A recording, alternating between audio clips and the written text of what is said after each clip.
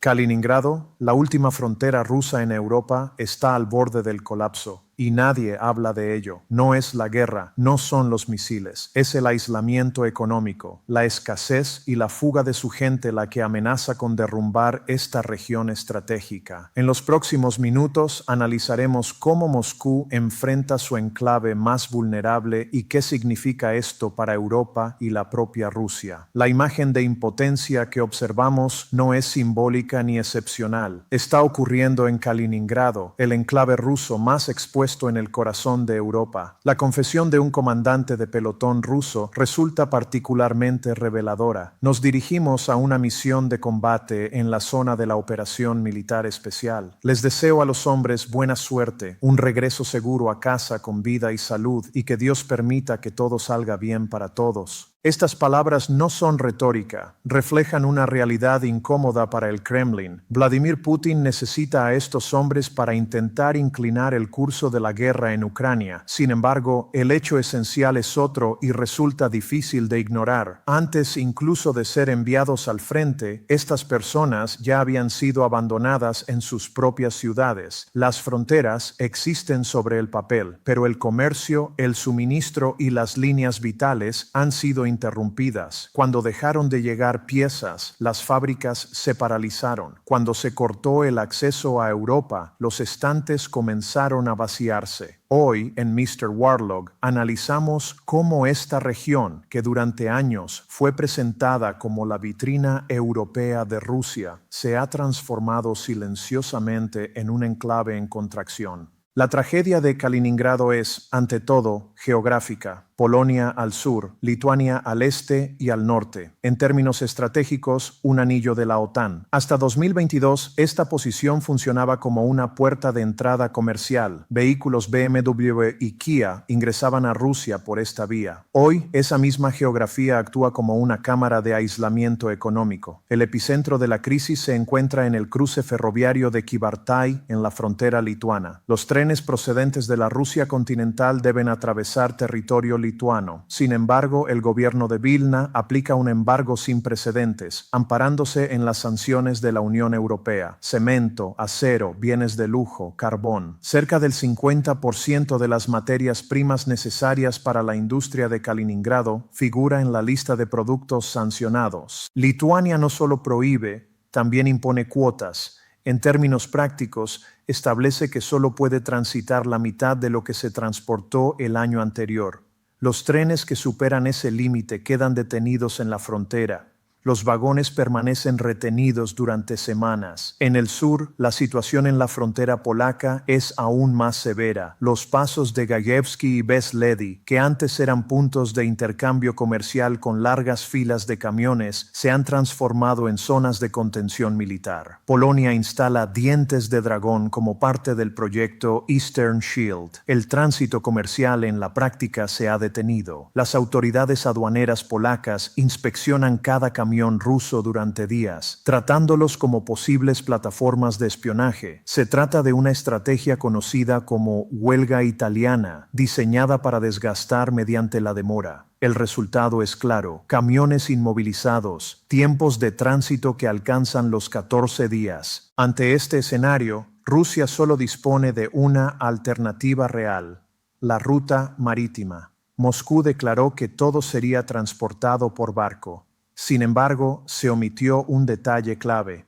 transportar mercancías por ferrocarril cuesta una unidad. Hacerlo por mar cuesta 4. A esto se suma la escasez de ferries y una infraestructura portuaria incapaz de absorber la demanda. Los buques esperan durante días para atracar. Este cuello de botella logístico ha ido derribando, uno tras otro, a los grandes pilares industriales de la región. Basta un ejemplo: lo que alguna vez fue el Detroit ruso, donde se ensamblaban vehículos BMW y Hyundai, hoy es una fábrica fantasma. Se intentó salvar la producción con marcas chinas como Kaiji y Baik, sin éxito. Las piezas no llegan, los contenedores se deterioran en los puertos. Otro caso significativo es Balt Motors, fabricante de motocicletas y motores pequeños, que se vio obligado a suspender operaciones por la interrupción en el suministro de componentes. Pero el sector más golpeado es el transporte. Kaliningrado era un centro clave para camioneros rusos. Entre 15.000 y 18.000 personas trabajaban en este rubro. Hoy, aproximadamente la mitad de estas empresas no tiene carga que transportar. Los camiones se oxidan en los garajes. 18.000 familias perdieron su fuente de ingresos de la noche a la mañana. Para una región con esta población, el impacto es profundo y estructural. Mientras los grandes complejos industriales se detienen, la vida cotidiana de los ciudadanos comunes retrocede silenciosamente. En Kaliningrado no solo colapsa la producción, también se está desplomando el consumo. Las cadenas de suministro de electrodomésticos, productos electrónicos y piezas industriales han quedado fracturadas. Refrigeradores que antes llegaban por carretera a bajo costo, ahora deben transportarse por mar, con tarifas muy superiores. Para los pequeños comerciantes, estos costos son simplemente inasumibles. El resultado es una ola de quiebras.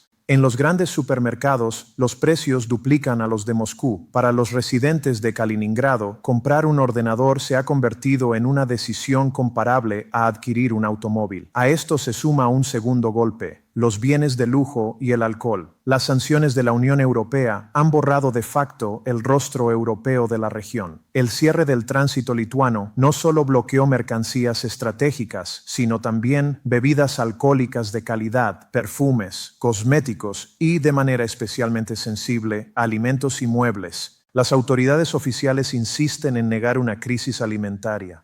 Técnicamente no hay hambre, pero esa afirmación oculta la realidad central. No hay diversidad. El aumento de los costos logísticos ha reducido drásticamente la variedad de marcas disponibles y ha disparado los precios. El caso de los productos voluminosos, como el mobiliario, roza lo absurdo. La compra de un sofá puede requerir meses de espera, simplemente porque no hay espacio en los ferries. La prioridad logística se asigna a los suministros militares. Sin embargo, la consecuencia más peligrosa de este colapso logístico no se mide en estanterías vacías, sino dentro de los hogares.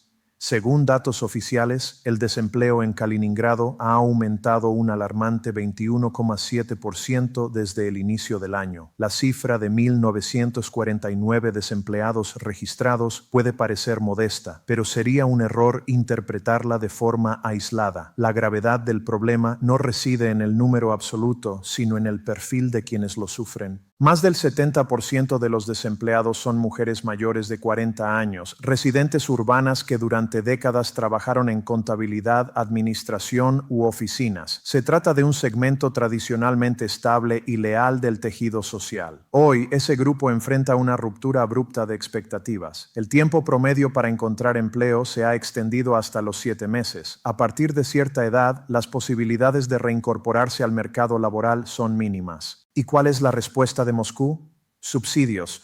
El Kremlin anuncia la asignación de 5.000 millones de rublos para el transporte marítimo. Sobre el papel, la cifra parece significativa. En la práctica, es una ilusión. Informes de servicios de inteligencia extranjeros y fuentes locales coinciden en un diagnóstico claro. La población no percibe ese dinero. Los fondos apenas compensan el aumento de los costos operativos de los ferries. Se diluyen en el sistema logístico y no se traducen en precios más bajos para los consumidores. El impacto es visible. El precio de una bolsa de cemento se ha triplicado en comparación con el periodo previo a la guerra. El sector de la construcción se encuentra paralizado. No hay ladrillos, no hay cemento.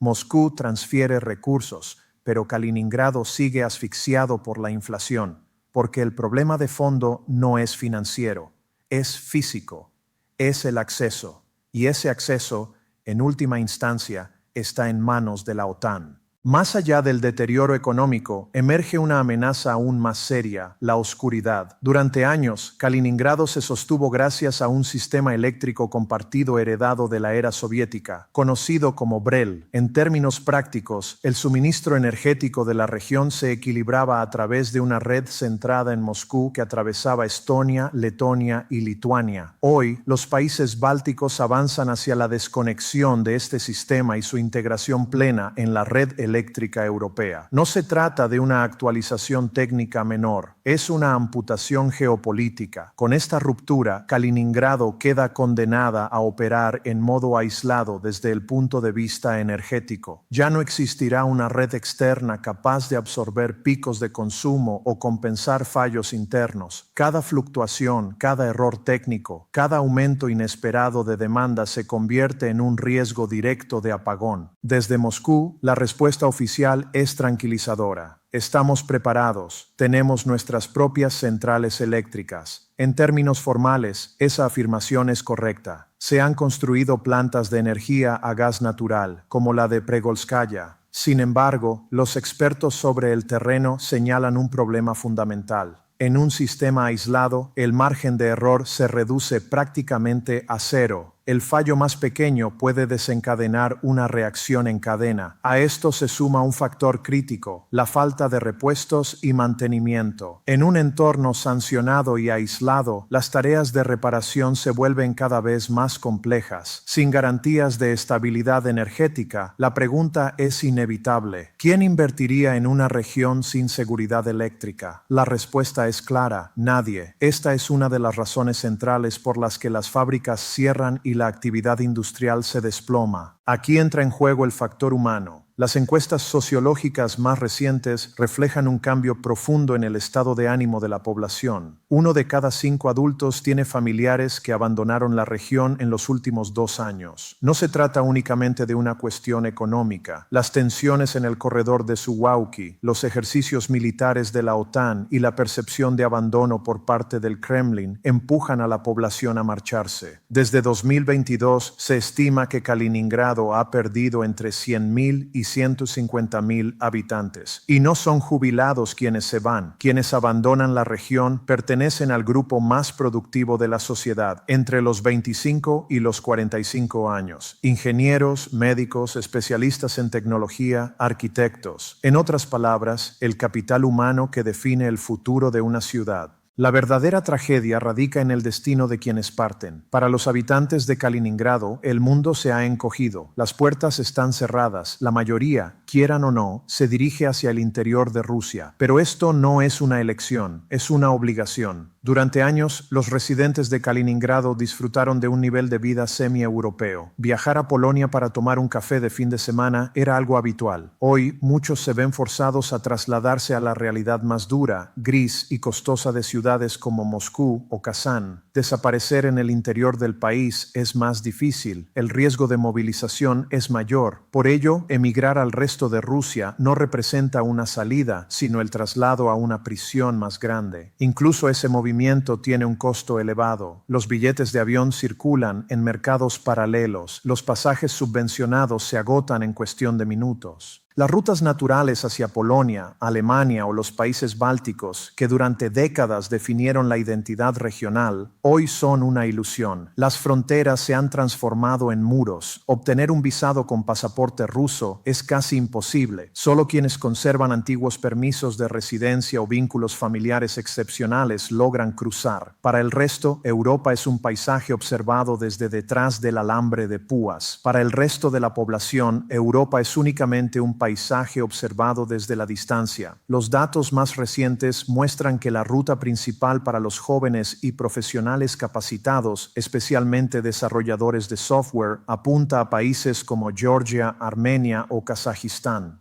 La razón es sencilla: no existen complicaciones de visado. Se habla ruso y, lo más importante, se puede escapar de la guerra y de la movilización. El destino final más frecuente es Turquía. Sin embargo, esta opción está limitada a quienes disponen de recursos económicos. Las conexiones aéreas y la flexibilidad de vida allí requieren solvencia financiera. Aún así, obtener permisos de residencia en Turquía se ha vuelto más complicado y el coste de vida ha aumentado. Pese a ello, ciudades como Estambul o Antalya ofrecen un respiro temporal frente al aislamiento asfixiante de Kaliningrado. Quienes quedan atrás son aquellos sin alternativas, sin recursos y los mayores. Esta ola migratoria amenaza no solo el presente de la región, sino también su futuro durante las próximas 2 décadas. ¿Cuáles son las opciones de Rusia a corto y medio plazo? En el corto plazo, Moscú puede fortalecer sus cadenas de suministro marítimas, desarrollar corredores logísticos redundantes, incrementar la producción local de energía y alimentos, aumentar reservas críticas, expandir programas de resiliencia civil y modernizar los sistemas de protección militar. En el mediano plazo, la palanca estratégica sigue siendo política. Cualquier flexibilización que permita corredores técnicos limitados con la UE y la OTAN, simplificación aduanera o facilidades de visado tendría un efecto desproporcionadamente positivo. Sin esa flexibilización, las medidas económicas seguirán siendo temporales y costosas. No es posible subsidiar indefinidamente la prima de riesgo de una región aislada. Desde la perspectiva de la UE y la OTAN, las prioridades son claras: disuasión, resiliencia y control de la escalada, garantizar la seguridad del corredor de Suwałki, mantener la superioridad marítima en el Báltico, proteger la infraestructura submarina crítica y responder de manera proporcionada a ataques híbridos. Al mismo tiempo, surgen preguntas de carácter humanitario y de estabilización. ¿Dónde es posible despolitizar el tránsito y asegurar suministros básicos? ¿Cómo reducir los malentendidos sobre la clasificación de mercancías? ¿Cómo mitigar emergencias locales sin comprometer los objetivos de sanciones? Este equilibrio es complejo, pero esencial para evitar una espiral de escalada no deseada. ¿Cuáles son los escenarios futuros posibles para Kaliningrado? Un escenario de statu quo restrictivo prolongaría el aislamiento, incrementaría los costos de suministro, mantendría alta la tensión militar y reduciría la inversión. Un escenario de acercamiento gradual permitiría soluciones técnicas para el tránsito, exploraría la facilitación selectiva de visados, habilitaría cooperación portuaria y logística bajo estrictos requisitos de cumplimiento, reduciendo los costes asociados al estatus de región periférica. Un escenario de escalada convertiría a Kaliningrado en un objetivo principal, con riesgos elevados para la población civil y la seguridad regional. Una flexibilización controlada y verificable en áreas civiles parece ser la opción más viable, ya que reduciría los costes humanos y económicos sin desencadenar conflictos estratégicos fundamentales. ¿Por qué sigue siendo indispensable Kaliningrado para Rusia, pese a todos estos problemas? Simbólicamente, representa la victoria en la Segunda Guerra Mundial. Geopolíticamente, garantiza acceso al mar Báltico libre de hielo. Militarmente, funciona como un nodo avanzado A2A, ofreciendo opciones de acción en la región del norte de Europa. Políticamente, justificar una retirada sería costoso y problemático. Por ello, Moscú debe mantener el suministro y la seguridad militar de esta región periférica, incluso si ello implica un aumento de costes y una caída de eficiencia. Esta dependencia estructural convierte a Kaliningrado en una tarea permanente para el Estado ruso. ¿Qué lecciones deja la historia reciente de Kaliningrado? La más relevante es que las realidades geoestructurales tienen un impacto a largo plazo superior a cualquier proyecto cíclico. Sin un marco de política exterior estable y una gobernanza confiable, los modelos económicos especiales permanecen vulnerables a la crisis. La acumulación militar puede ocultar temporalmente debilidades políticas, pero nunca compensa de manera sostenible deficiencias económicas y sociales. Kaliningrado demuestra la fuerza con la que los relatos simbólicos condicionan la política. Cuanto mayor es la carga simbólica, más difícil resulta avanzar con medidas pragmáticas. En conclusión, Kaliningrado se encuentra bajo un asedio moderno, no de armas ni tanques, sino de economía, logística y aislamiento social. Moscú asegura: no se preocupen, estamos aquí, pero en realidad solo envía armas y ataúdes. La población civil se ha convertido en rehén de las ambiciones imperiales del Kremlin. Los soldados que vimos en las entradas, aquellos hombres discapacitados obligados a portar uniforme, representan en realidad a Kaliningrado, una ciudad enferma, cansada e indefensa, caminando hacia su destino porque no tiene a dónde escapar. La pregunta final es clara: ¿Cuánto tiempo podrá resistir la población de Kaliningrado este aislamiento? ¿O colapsará el último bastión ruso en Europa desde dentro, sin dispararse un solo tiro? Suscríbase a Mr. Warlog para conocer la verdad. Soy Charlie, del equipo de Mr. Warlog. Manténgase libre.